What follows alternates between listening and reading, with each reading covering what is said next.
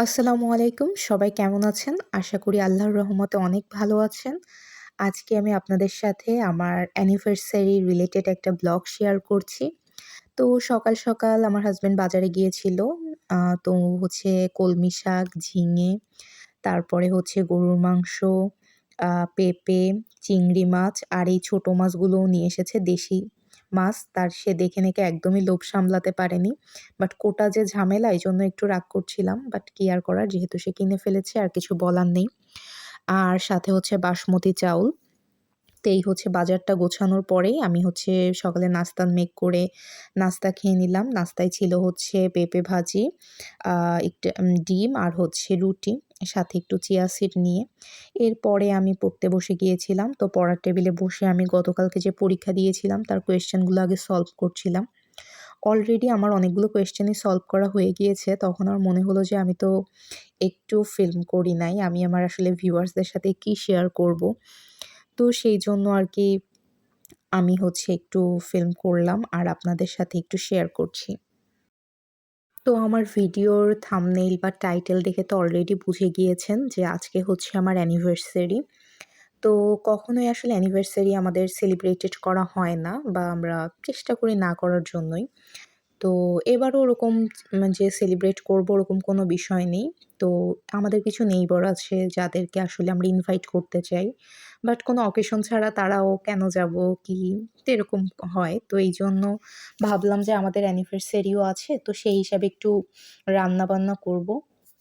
তো তারাও আসলো একটু খাওয়া-দাওয়া করলাম জাস্ট এটাই। আর এর থেকে আর বেশি কিছু না। তো সকালে যাই হোক রান্নাবান্না করতে হবে বলে আমি সকালে একদমই পড়াশোনা বাদ দিইনি। যেহেতু সবাই দুপুরে খাবে তো লেটেই আসবে। তো এইজন্য আমি সকালে স্লটের পড়াশোনা করছিলাম। আমি সব মানে বাজার গোছানো সব কাজ খাওয়া-দাওয়া শেষ করে ৯:৩০ টার সময় পড়তে বসেছিলাম। তো ৯:৩০ এরপরে থেকে আমি হচ্ছে আমি একটানা রান্নার জন্য হচ্ছে যাই। ১২:৩০ তো পর্যন্ত রান্নার পড়াশোনা আইটেম করি। বলতে এখানে খুবই কম জিনিস। আমি মানে আজকে একদমই সিম্পলি হায়দ্রাবাদি দম বিরিয়ানি করব বিফ দিয়ে। আর হচ্ছে দই থাকবে, সালাদ থাকবে জাস্ট মানে এতটুকুই। তো আপনাদেরকে যে বাসমতি চাউল দেখাচ্ছিলাম এটার জন্যই। তো এখন হচ্ছে আমি চাউলটাকে ভিজিয়ে নিচ্ছিলাম। আসলে আমি রেসিপি শেয়ার করার কোনো আ দরকার নেই। তারপরেও জাস্ট এই যে আপনাদের সাথে রান্নার ছোট, ছোট কিছু ক্লিপ নিচ্ছি। আর আমার হাসব্যান্ড কিন্তু মেইন রান্নাটা করেছে। ও খুব ভালো রান্না করে। আমি আজকে করতে পারি। তারপরেও আমি অবশ্য ১২:৩০ টার সময় এসেছি। বাট আজকে গেস্ট আসবে বলে সম্পূর্ণ রান্নার মানে এই রান্নাটা তার হাতের আসলে খুব মজা হয়। তো সেটাই আরকি আমি একটু, একটু করে ক্লিপ নিচ্ছিলাম। ও খুব ভালো করে ও ফার্স্ট এ হচ্ছে মাংসটা ভালো করে রান্না করে নিয়েছে। আর এপাশে বাসমতি চাউলটাকে হচ্ছে 60% এর মতো বয়েল করে নিয়েছে। আর এখন হচ্ছে ও বাকি প্রসিডিউর করবে। এত আসলে মানে গরমে এত ধোঁয়া আসছিল যে বারবার মানে আমার ক্যামেরাই আটকে যাচ্ছিল। আর আলু ছাড়া তো বিরিয়ানির কথা বাঙালিরা ভাবতেই পারে না। স্পেশালি আমি তো ভাবতেই পারি না। আমার হচ্ছে সুন্দর আলু লাগবে। তো আলুগুলাকে আগেই সুন্দর করে কালার করে আসলে ভেজে নিয়েছিলাম। আর এখন হচ্ছে মানে দম বিরিয়ানি যেহেতু এখন দমে দিবে। তো সেটার জন্যই ডেকোরেশন করছিল। আমি কিছু, কিছু টাইম একটু করে নিচ্ছিলাম যে এটা আসলে স্মরণীয় হয়ে থাকবে।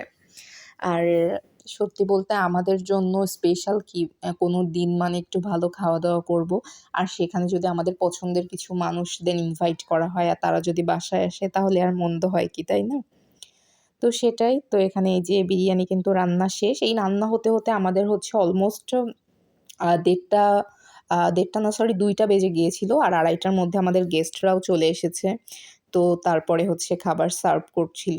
তো ও হচ্ছে যখন মানে উঠাচ্ছিল, কারণ মাংসগুলোকে আগে উঠিয়ে এক সাইডে না রেখে নিলে অনেক সময় হচ্ছে মানে মিশাতে গেলে কিন্তু মাংস ভেঙে যাওয়ার একটা সিচুয়েশন তৈরি হয়। তো সেভাবেই সার্ভ করছিলাম। আর ওদিকে আমি হচ্ছে শসা, তারপর দই এগুলা টেবিলে মোটামুটি দিয়ে ফেললাম মানে সালাদ। তো অনেক মজা হয়েছিল রান্নাটা। আমরা যে সবাই এত মজা করে খেয়েছি আলহামদুলিল্লাহ। আম আপনারাও চেষ্টা করবেন জীবনের কি আর আছে, তাই না? একটা স্পেশাল দিন বা আপনার অনেক ভালো লাগার দিন, আনন্দের দিন আপনি ভালো কিছু খাবেন। আর আমরা যারা পড়াশোনা করি তারা কিন্তু আমাদের নিজেদেরকে ছোট, ছোট ট্রিট দিতে পারি। লাইক একটা চ্যাপ্টার শেষ করলে একটা চকোলেট খেলেন আপনার যদি ফেভারিট চকোলেট হয়। যদি কারোর ফেভারিট হয় ১ কাপ ক্যাপাচিনো বা কফি, সে কফি খেলো, তাই না? এগুলো কিন্তু খুব ভালো একটা ট্রিট। তো আমি যেহেতু পড়াশোনা রিলেটেড ভিডিও বানাই, তো এইজন্য বারবার পড়াশোনার টপিকসগুলাই চলে আসে। আর পড়াশোনার টপিকস অনুযায়ী আমার এটাই মনে হয় যে আপনি যদি একটা চ্যাপ্টার শেষ করেন বা একটা বই শেষ করেন, নিজেকে নিজে ট্রিট দিবেন। এটা যে কি পরিমাণ হেল্পফুল সেটা আপনি বলে বোঝাতে পারবেন না। আমার তো আগে দুধ চায়ের অনেক মানে অ্যাডিকশন ছিল। আমি দুধ চাটা অনেক পছন্দ করতাম। রিসেন্ট এখন তো খাওয়া পড়ে না। চেষ্টা করছি স্কিপ করার। জানি না কতদিন পারবো। তো যখন হচ্ছে আ সাথে আমি একটু যেহেতু কাচ্চি বিরিয়ানি টাইপের করেছি, তো ডিমও মাস্ট থাকবে। তো এই যে আমি ফাইনালি সার্ভ করে নিয়েছিলাম আমাদের গেস্টদের জন্য। তো সবাই চলে এসেছে। এখন আমরা মজা করে খাচ্ছিলাম। তো যেটা বলছিলাম যে আমি হচ্ছে একটা চ্যাপ্টার শেষ করলে আমি নিজেকে বলতাম যে এখন একটা কাপ কফি খাবো বা একটা দুধ চা খাবো। তো এরকম করতাম যখন আমি ইউনিভার্সিটি লাইফে ছিলাম। আচ্ছা, তো খাওয়া-দাওয়া শেষ করার পর রেস্ট নিলাম, সবাই আড্ডা দিলাম। তারপর তো মানে আজান দিয়ে দিল। আর সবাই চলেও গিয়েছে। তো আজকের চাঁদটা কেন জানি অনেক বড়। তো এটাই আসলে আমি সন্ধ্যাবেলায় নামাজ পড়ার সাথে, সাথে আমার হাসব্যান্ড আমাকে বলছে যে, "আজকে চাঁদ দেখেছো? কত বড়?" তো ওইটা দেখতেই আমরা গিয়েছিলাম ছাদে। তো ছাদে যাওয়ার পর আমি একটুখানি ভিউ নিলাম। আমি বুঝতে পারছি না যে ভিডিওতে হয়তোবা আপনারা বুঝতে পারছেন না যে চাঁদটা অ্যাকচুয়ালি কত বড়। আর এত আলোকিত, এটা বলে বোঝানো যাবে না। তো নামাজ কালাম শেষ করে ৭ঃ১৫ র ভিতরে আমি আবার পড়তে বসে গেলাম। ভালো খাবার হলে খুব ভালো ঘুম হয়, রেস্ট হয়।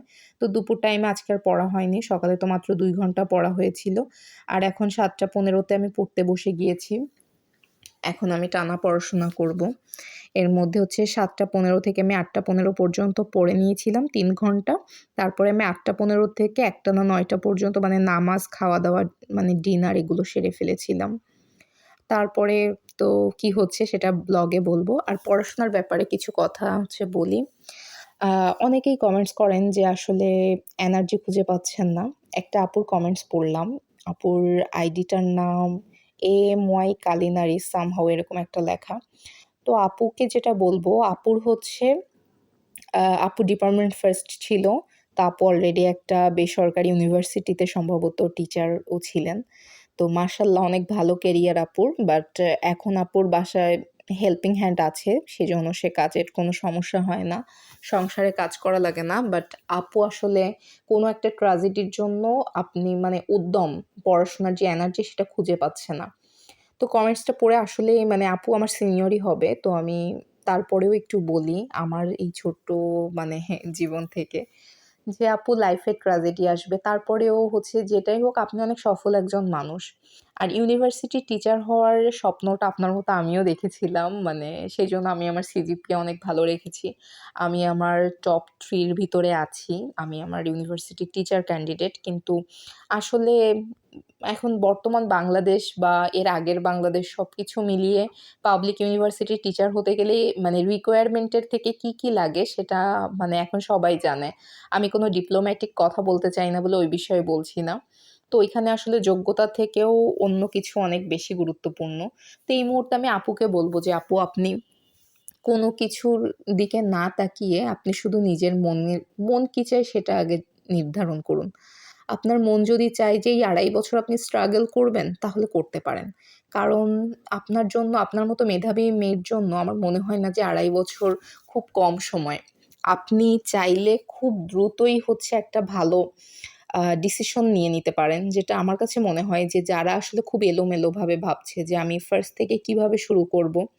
আমার ভিডিওর প্লেলিস্টে কিন্তু অলরেডি একটা ভিডিও আছে সেটা আপনারা দেখতে পারেন। কি বই আসলে পড়া উচিত চাকুরির পরীক্ষার জন্য। আর বিসিএসটা এমনই জার্নি যেখানে ধৈর্য ধরে যে লেগে থাকবে সে পারবে। এখানে ২ বছর ৪ বছর লাগতে পারে, আবার ২-৪ বছর পর নাও হতে পারে। তো যেহেতু ২.৫ বছর আছে এই টাইমটা আপু আপনি কাজে লাগান। আচ্ছা, খাওয়া-দাওয়া করার পরে আমি হচ্ছে একটু তরমুজ খেয়ে নিয়েছিলাম। এই অসময়ে আমরা আসলে তরমুজ পেয়েছি। এটার জন্য একটু ভিডিও করে রেখেছিলাম। তো তারপরে আমি আবার ৯ টার ভিতরে পড়তে চলে এসেছি। তো যেটা বলছিলাম যে আপুকে যে আপু আপনি আপনার জন্য কিন্তু ২.৫ বছর এনাফ টাইম।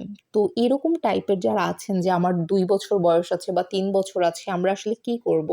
তো তাদেরকে আমি এটাই সাজেশন দিব আপনার যদি মনে হয় নিজেকে অনেক বেশি অগোছালো, এলোমেলো কোথা থেকে শুরু করবেন টের পাচ্ছেন না, তাহলে আপনারা অনলাইনে হোক বা অফলাইনে হোক একটা কোচিংয়ে ভর্তি হয়ে যান। সবসময় কোচিংটা কিন্তু কোনো খারাপ বিষয় সেটা না। আমি নিজে দেখেছি যে যখন আমার 0% ও কোনো আইডিয়া নেই, তখন কিন্তু কোচিং আমাকে অনেক কিছু শিখিয়েছে। যে অ্যাকচুয়ালি কীভাবে পড়তে হয়। ওরা হয়তোবা কোন বই পড়তে হয় এটা খুব একটা বলে না। কারণ তাহলে ওদের কোচিংয়ের যেই শিট বা লেকচার শিট এগুলো চলে না সেইজন্য। কোন বইগুলো পড়তে হয় ওরা খুব একটা সাজেস্ট করে না। ওরা সবসময় বলে যে আমাদের হ্যান্ড নোট পড়লেই হচ্ছে অনেক ভালো কিছু হবে। বাট অ্যাকচুয়ালি ওনাদের হ্যান্ড নোট পড়লে কোনো ভালো কিছু হয় না। কোচিংয়ের পরীক্ষাগুলোও অনেক সময় ভালো রেজাল্ট করা যায় না। তো এটা হচ্ছে একটা খুব ভালো, আপনি যখন কোচিংয়ে যাওয়া আসা করছেন অথবা আপনি অনলাইনেই কোচিং করছেন, আপনার কিন্তু তখন একটা মানে প্রতিযোগিতার ব্যাপারটা কাজ করবে। যে আসলেই তো এভাবে এ পড়ছে, সে পড়ছে, আমার মার্কস কম আসছে, আমি কেন পড়ছি না? তো এভাবে কিন্তু আপনারা পড়াটা গুছিয়ে নিতে পারেন।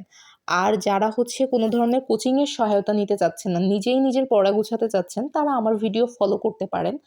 আর আমি যেই বইগুলো আপনাদেরকে সাজেস্ট করেছি সেগুলো কিন্তু পড়বেন।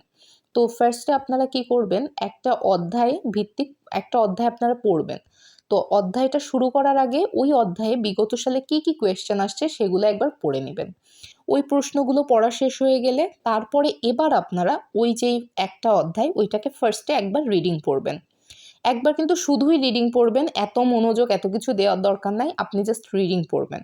রিডিং পড়ার পরে সেকেন্ড টাইম আপনি আরেকবার রিডিং পড়বেন। সেকেন্ড টাইম যখন পড়বেন তখন কিন্তু আপনার ব্রেনে ওই যে কোন কোয়েশ্চেনগুলো গত বছর আসছিল এই অ্যানালাইসিস বিষয়টা কিন্তু কাজ করবে।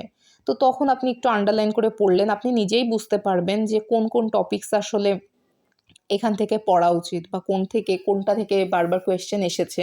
তো সেই টপিকসটা একটু ভালো করে পড়বেন। যেই টপিকস থেকে দেখবেন যে আপনার একাধিক হচ্ছে কোয়েশ্চেন এসেছে, ওই টপিকসটা আপনার যদি সময় থাকে আপনি একটু খাতায় লিখবেন। এই লেখা যে কি পরিমাণ কার্যকরী মানে আসলে বলে বোঝানো যায় না। আমি মাঝখানে যখন হচ্ছে অনেক খারাপ মার্কস পাচ্ছিলাম একটা সাবজেক্টে, বাংলাদেশ বিষয়াবলী, তখন আমি কি করলাম, যেই টপিকসগুলো আমি জানি, আমি নিজেই বুঝতে পারছি যে এখান থেকে মাস্ট কোয়েশ্চেন আসবে, সেই কোয়েশ্চেনগুলোর মানে ওইখানে খুব শর্ট করে, একদমই শর্ট করে আমি একটু খাতায় লিখে পড়লাম।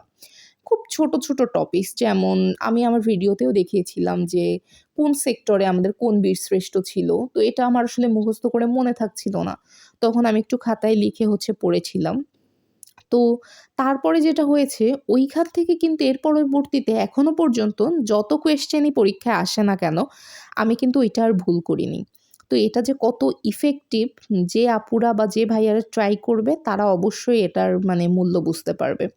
তো যেটা বলছিলাম যে ২য় বার কিন্তু আপনি কোয়েশ্চেন এনালাইসিস করে পড়লেন। এরপরে ওই অধ্যায়টাকেই আপনি আবার 3rd টাইম পড়বেন। 3rd টাইম পড়ার পর দেখবেন যে আপনি কিছুটা লাইন পড়ার পরে বাকি লাইনটা আপনি কিন্তু অনায়াসে আপনার সাবকনসিয়াস মাইন্ড মানে বলে দিচ্ছে বা আপনার মনে পড়ে যাচ্ছে যে এখানে এই টপিকসটা আসবে। তাহলে আপনাদের এই মুহূর্তে তাহলে বিষয়টা কি দাঁড়ালো সেটা যদি আমি আরেকটু সামারাইজ করি। আপনারা একটা বই নিবেন, বই নেওয়ার পর একটা অধ্যায় সিলেক্ট করবেন। সেই অধ্যায়টা সিলেক্ট করার পরে আপনারা হচ্ছে ওই টপিকসটা একবার পড়বেন। একবার জাস্ট মানে আগে হচ্ছে বিগত সালে কোয়েশ্চেন পড়ে নিবেন। তারপরে ওই একটা টপিক্সকে মানে ওই একটা অধ্যায়কে আপনি একবার জাস্ট রিডিং পড়বেন।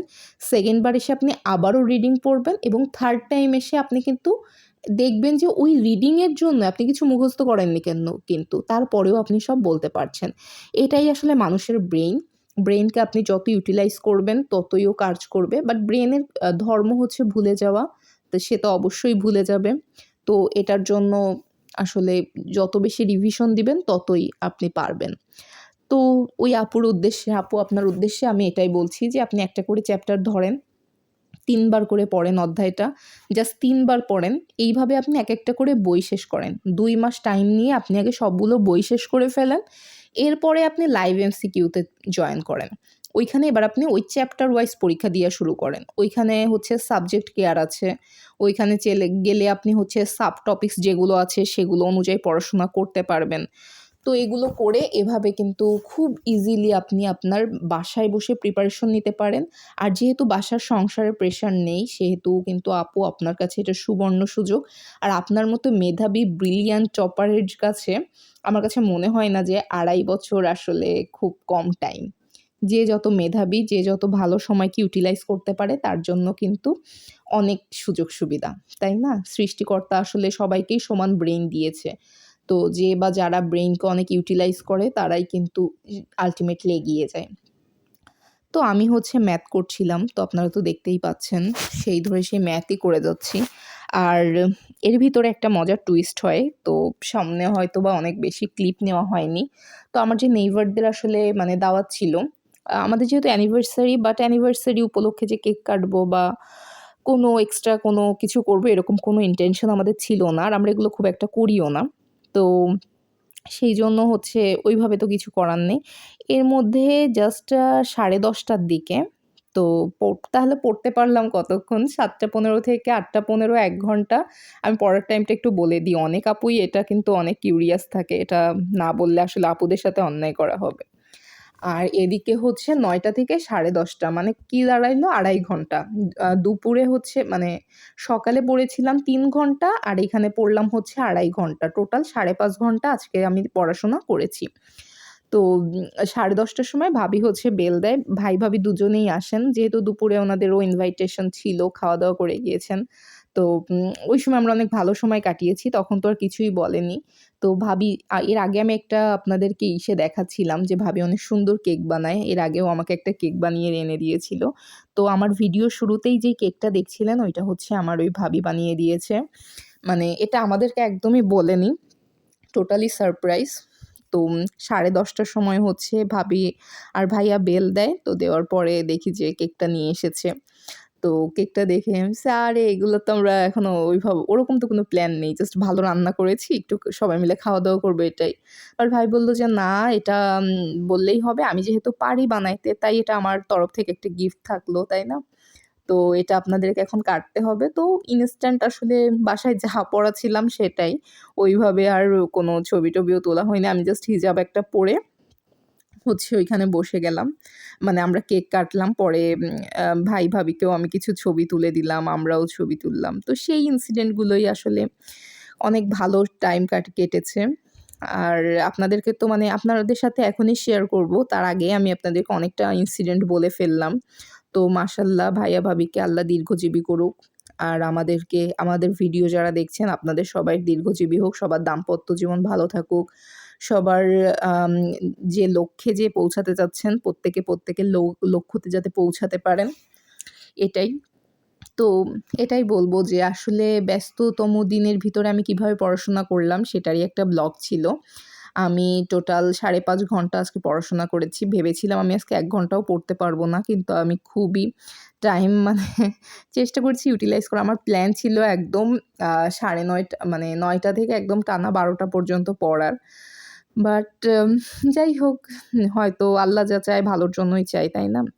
ওই পর্যন্তই আমার হচ্ছে ভাগ্যে লেখা ছিল যে আমি এতটুক টাইমে পড়তে পারবো। আর সেটাই পড়াশোনা করেছি। দ্যাটস ওয়াই এই ছিল হচ্ছে মানে চলাফেরা বলেন, আমাদের আজকের দিনের কার্যক্রম বলেন সেটাই।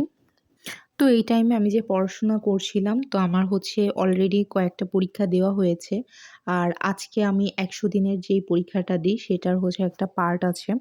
তো ওই পরীক্ষাটা দিব। সেইজন্য আমি আসলে প্রিপেয়ার হচ্ছিলাম। আমি চেষ্টা করি এক্সাম হলের মতো করে রেডি হয়ে পরীক্ষা দিতে।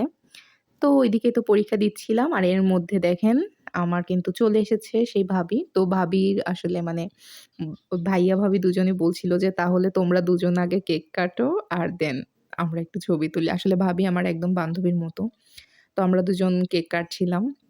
যেহেতু আমরা ফেস শো করি না তো সেইজন্য আপনাদেরকে চেহারা দেখালাম না। বাট কেকটা খুবই মজা হয়েছিল আর আমরা খুবই আনন্দ করেছি। আসলে প্রতিবেশীরা কিন্তু নিজেদের ফ্যামিলির মতো, তাই না? তাদের সাথে মিলেমিশে থাকলে আসলে সময়টা অনেক ভালো কাটে। এই এত দূর-দূরান্তে আছি এখানে তো ফ্যামিলির কেউ ওইভাবে নেই। বাট এই যে বন্ধু-বান্ধব তারপরে এই যে যেই আমরা এই আমাদের মধ্যেও থেকেই কিন্তু আসলে ভালো লাগা বলেন, তারপরে নিজেদের ভিতর যে একটা ভ্রাতৃত্ব বন্ধন এগুলো কিন্তু বেড়ে উঠেছে। এরপরে হচ্ছে ভাবিকে মানে কেক খাইয়ে দেওয়ার পরে এর মধ্যে হচ্ছে ভাইয়া আবার আর ভাবি ২ জনে মিলে আমাদের রিকোয়েস্ট করছিল যে আমরা যাতে ২ জন মিলে আসলে কেকটা বসিয়ে নিয়ে। তো আমার হাসব্যান্ড হচ্ছে এখন আসলো। ও আসলে একদম অপ্রস্তুত ছিল যেই মুহূর্তে এসেছে। তো ও তখনই হচ্ছে ও জাস্ট পাঞ্জাবিটা পড়েছে জাস্ট ভাই ভাবির রিকোয়েস্টে যে আর আমি একটা হিজাব পড়েছি আর কিছুই না। আর আমার বাসায় পরা যে 3 পিস ছিল ওটাই।